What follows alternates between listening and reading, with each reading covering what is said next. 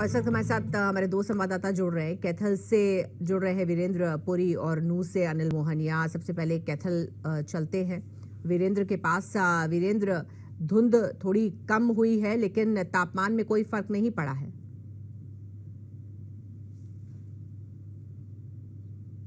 देखिए अजीता, अगर मैं पिछले 2-3 दिनों की बात करूं, हालांकि धुंध इस वक्त थोड़ी सी कम हुई है क्योंकि दिन में धुंध नहीं होती, लेकिन धूप नहीं जरूर नहीं निकलती है क्योंकि मौसम में इतनी तापमान की गिरावट है कि तापमान 4-5 के आसपास ही रहता है और ठंड इतनी ज़्यादा है कि लोगों का जो जीवन है वो अस्त व्यस्त हो गया है। हालांकि सरकार की तरफ से जो छुट्टियां हैं वो बढ़ा दी गई हैं। 27 तारीख तक, पहली से लेकर 5वीं तक जो स्कूलों की छुट्टियां हैं, वो इसमें चाहे सरकारी स्कूल हो या फिर प्राइवेट स्कूल हो, सभी की जो छुट्टियां हैं वो बढ़ा दी गई है।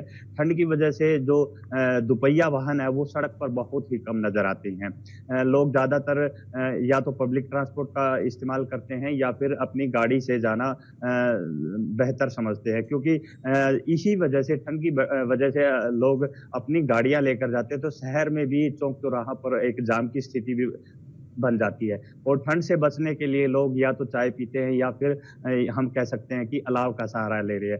ठंड की वजह से जो अस्थमैटिक पेशेंट है या फिर हम कह सकते हैं जो निमोनिया वगैरह के पेशेंट है, बुखार के पेशेंट है, उनकी संख्या जरूर बढ़ गई है। तो कहीं ना कहीं ठंड की वजह से लोगों का जो जीना है वो मुहाल है। धुंध 2-3 दिनों से कम हुई है, लेकिन मौसम विभाग की तरफ से अनुमान ये लगाया जा रहा है कि फिलहाल धुंध चलेगी, धुंध लंबी चलेगी, क्योंकि काफी पिछले अगर 15-20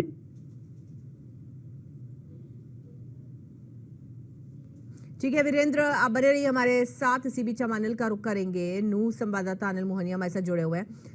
अनिल, पूरा का पूरा उत्तर भारत शीतलहर की चपेट में है। कड़ाके की सर्दी सभी जगह पड़ रही है, तो ऐसे में जाहिर है नूह भी इससे अलग नहीं होगा। नूह में भी उतनी ही सर्दी होगी, लेकिन ये बताइए कि किस तरह से लोग यहाँ पर इस सर्दी का सामना कर रहे हैं।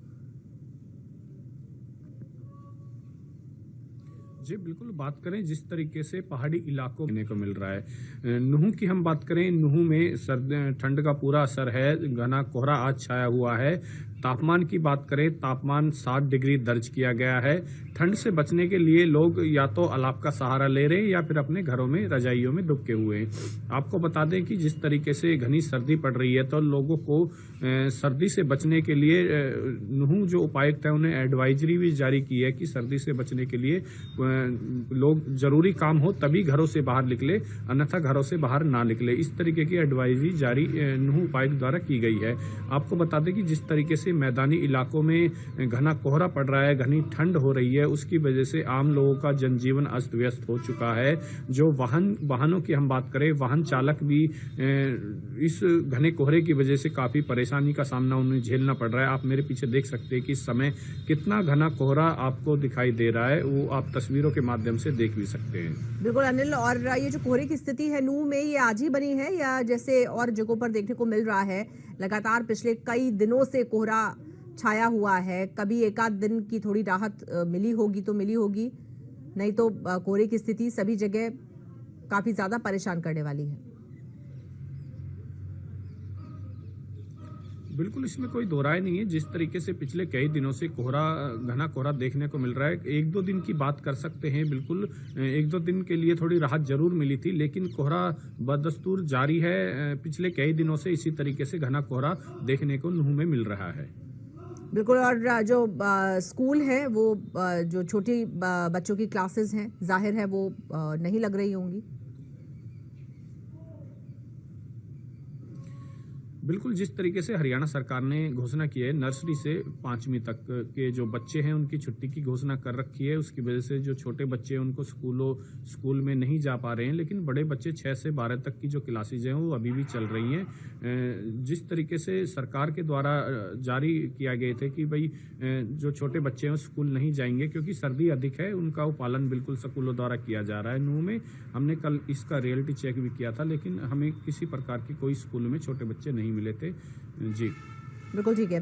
वीरेंद्र, ये बताइए कि कैथल में क्या लोगों की प्राथमिकता है? इतनी जबरदस्त सर्दी पड़ रही है, जैसा कि आपने बताया कि कोई बहुत जरूरी काम होता है तो ही लोग बाहर निकलना पसंद कर रहे हैं, नहीं तो ज्यादातर घरों पे रहना पसंद कर रहे हैं। तो किस तरह से कैथल के लोग इस सर्दी का मुकाबला कर रहे हैं?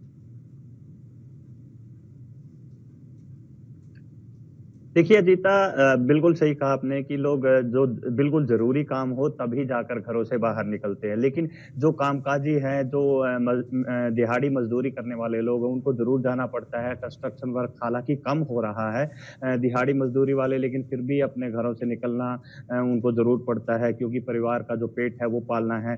लेकिन इसके अलावा अगर सरकारी स्कूलों की बात करें या प्राइवेट स्कूलों की बात करें, पहली से लेके 5वीं तक के बच्चों की छुट्टियाँ कर दी गई हैं। और अनुमान ये भी लगाया जा रहा है कि अगर ठंड इसी तरह पड़ती रही तो ये छुट्टियाँ और भी ज़्यादा बढ़ाई जा सकती है। लेकिन जो ज़रूरी काम है, जिस तरह से खेत में काम करने वाले लोग हैं, उनको भी निकलना पड़ता है। लेकिन ठंड की वजह से उन्हें अलाव का सहारा लेना पड़ता है या फिर हम कह सकते हैं कि गर्म पेय है वो पी रहे हैं। तो कहीं न कहीं ठंड की वजह से लोगों का जो जीवन है वो अस्त-व्यस्त ज़रूर है, लेकिन ज़रूरी कामों के लिए ज़रूर निकलना पड़ता है। या फिर हम कह सकते हैं जो दुपहिया वाहन है वो सड़क पर बहुत ही कम दिखाई देते हैं। ठीक है। लोग दुपहिया वाहन वाले जो है पब्लिक ट्रांसपोर्ट का, बस वगैरह का सहारा ले रहे हैं। इसके अलावा लोग गाड़ियों से ज़्यादा अपना सफ़र कर रहे हैं। लेकिन हालाँकि धुंध थोड़ी कम हुई है, लेकिन फिर भी लोगों को सफ़र करना है, अपने काम जो डेली रूटीन के काम है वो ज़रूर करने हैं। अजी। ठीक है, बहुत धन्यवाद आपका वीरेंद्र हमारे साथ जुड़ने के लिए, और अनिल आपका भी शुक्रिया।